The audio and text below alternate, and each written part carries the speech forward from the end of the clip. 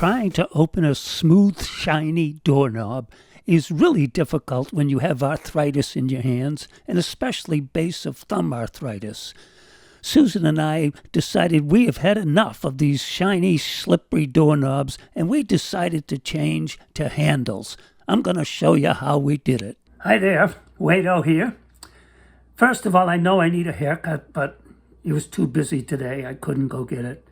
What I want to talk about is something that's very near and dear to my wife and I, because we both suffer from base of thumb arthritis. Let's show how it affects daily life. All right, here we are on the other side of the doorknob that has the screws to remove it. So let's get the handy dandy little screwdriver here.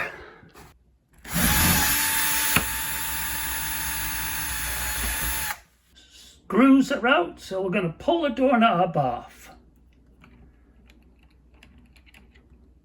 Now let's remove the other side. Oh, nothing to it. All right, that's what's left now. So the screws that hold in that little drum are right there on the edge of the door, so we'll take them out. Screws are removed. Let's just get this thing out of there. There we go, it's coming out. We're going to be replacing that shiny, hard-to-turn doorknob with a handle style. Won't have to twist that to open it. These are the parts we're going to need to put on the new door handle. I've inserted the drum, and the important thing is that the center of that arm that you see going across with that semicircle and half circle is in the center of the opening, because that's what the twisting mechanism goes through. If the door handle needs to be moved, you can adjust that position. Just follow the instructions. So we're sliding in the twisting mechanism now. You can see I've got it inserted. And we're just going to push through on the other side. Get those lined up. There, it's coming all the way through.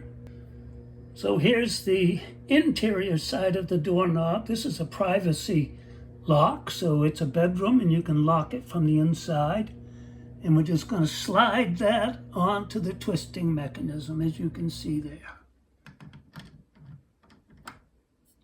Get the screws started and then tighten up gently.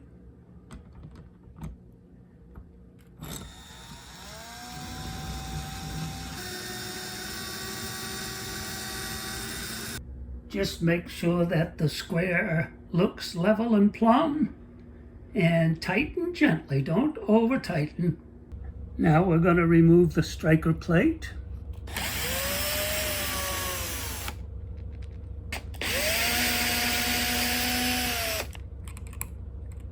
We've removed the striker plate, and I like to make a mark right on the top and bottom of where that latch hits on the door, so that you can line up the striker correctly.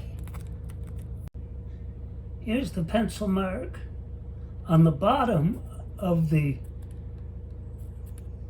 latch, and there it is on the top. And if you look at it, you can see that the latch is actually not in the center of the hole that's been cut. So this is going to present a lining up problem that we'll have to address. So with this model here, the interior door handle goes on, and there's a set screw right in here that you insert the tool that they gave you, this little Allen wrench, and you actually tighten it until the latch is firm. So I put the new striker in, and as I expected, the door won't close. Look at this gap up at the top of the door. That means that door has settled and it's actually lower on the handle side than it should be, and that's why the latch striker plate are not lining up. So you either adjust the door and raise it back up, or you adjust the striker plate, which is what we're going to do. This line here represents the wood that I'm going to have to remove. In the old days, of course, when I had all of my tools, I'd have nice sharp chisels and I could easily remove that wood, but I'm just going to use a utility knife to do it. Trusty old utility knife. Here we're just going to make a line across the bottom there and just kind of shave it out. Okay, I'm going to cut along that line with the utility knife.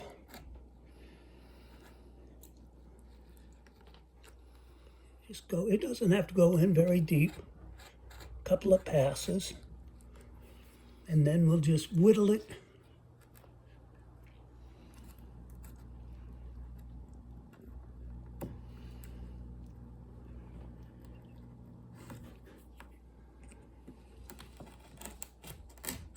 There it comes.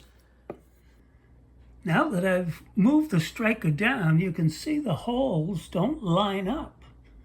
Back in the old days when I had everything that I needed, I'd use a quick 5-minute epoxy and some wood shavings, and I would fill that hole, and then I'd re-drill it. Today, we're going to use what I have on hand, and I've taken a Q-tip and I've stuck it in the hole down here below. I'm going to cut that off. That will fill that hole, and I'll be able to start a new screw lower. So I've got the Q-tips in, and I've used an awl to start a hole lower than the original hole. Let's give it a try. Got the screw started. Let's see.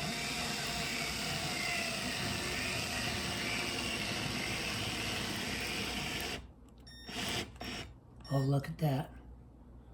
It's fitting right where I want it to. See that?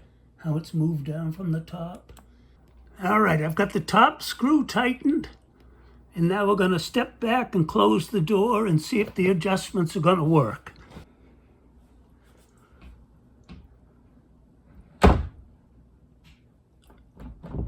Door is latched. Look how easy that is to open. No more trying to grip it with a thumb that's all arthritic. It just, boom. Oh, that's a beautiful thing. Here's my dear Susie, who just had surgery for base of the thumb arthritis. She's going to try opening the door now with the, oh my God, look at that.